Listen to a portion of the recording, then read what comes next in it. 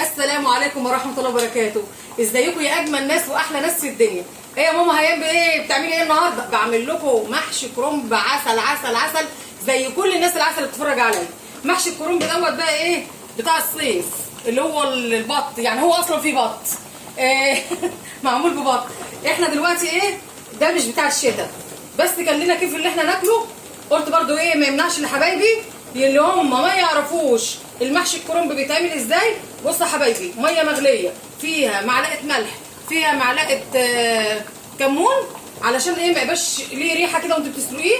وتيجي كده تمسكي الورقه كده، لقيتي في ضفرك كده بتتنغز كده، يبقى الورقه ديت ايه سنه اولى مطبخ، يعني الناس اللي اول مره تخش مطبخ. هو دوت سلق الكرنب بيستلق كده، تمسكيها كده، تمسكيها ايه تطلعي ورقه ورقه. انا كده كده بحط الكرنبايه سليمه زي كده، بحطها كده. انت ممكن تفككيها وتحطيها ورقه ورقه لو انت مش هتعرفي تعمليها زي كده، وبقلبها على وشها وبعدين ايه اطلع ورقه ورقه. وهنا التقليه بتاعت المحشي بتاعتنا اهي بسم الله ما شاء الله بتتعمل بزيت. قلت لكم بتتعمل بزيت، اللي عايز بقى وعنده مقدره يحط سمنه زبده حطوا اللي انتوا عايزين تحطوا، دهن ضاني، اي حاجه حلوه اعملوها. واول ما التقليه بتاعتنا تتحمر وتدي كده اللون الذهبي هنحط عليها القوطه، والخضره بتاعتنا مغسوله والرز مغسول. بس الحاجات دي بنضيفها ايه على بعضها، ايه هنشوح الرز ونضيف البتاع دوت. بصوا يا حبايبي، دي التوابل بتاعتنا هنحطها: ملح، كزبره ناشفه، كمون، فلفل اسمر، بابريكا، مرقه دجاج. اللي عايز يحط شطه برده يحط، دي حسب الرغبه. وبصوا التقليه بتاعتنا محمره ازاي، قلت لكم لونها دهبي.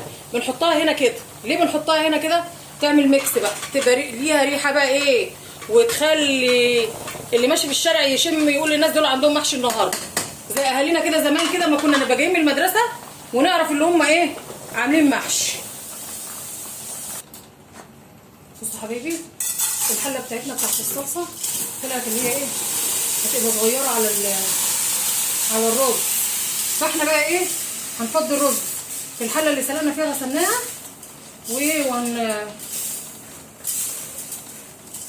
بسم الله ما شاء الله قوة الا بالله. بصوا وهيتشوح. يعني ايه هيتشوح؟ للناس اللي ما يعرفوش اللي احنا بنديله، بسم الله ما شاء الله قوة الا بالله.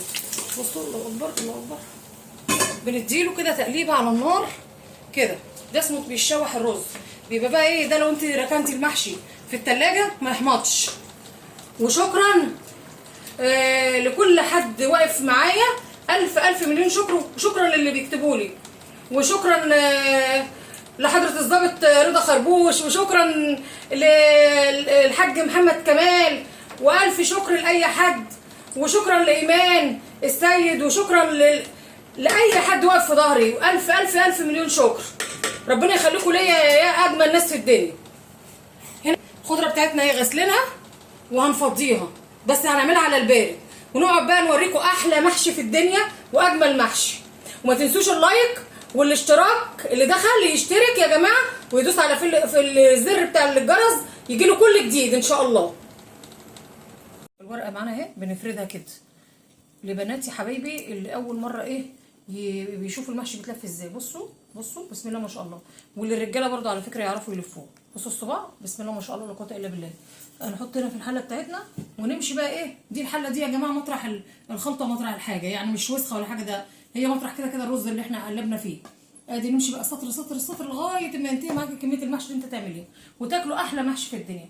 على فكره معانا بنتي وحفيدتي حبيبتي رموسه ربنا يخليها لي، دي رماس انا جايباها يا جماعه تسلم عليكم، علشان هي المره اللي فاتت لقت اخوها طلع وقالت لي يا تيتا، وعدتها اللي هي اطلعها معايا.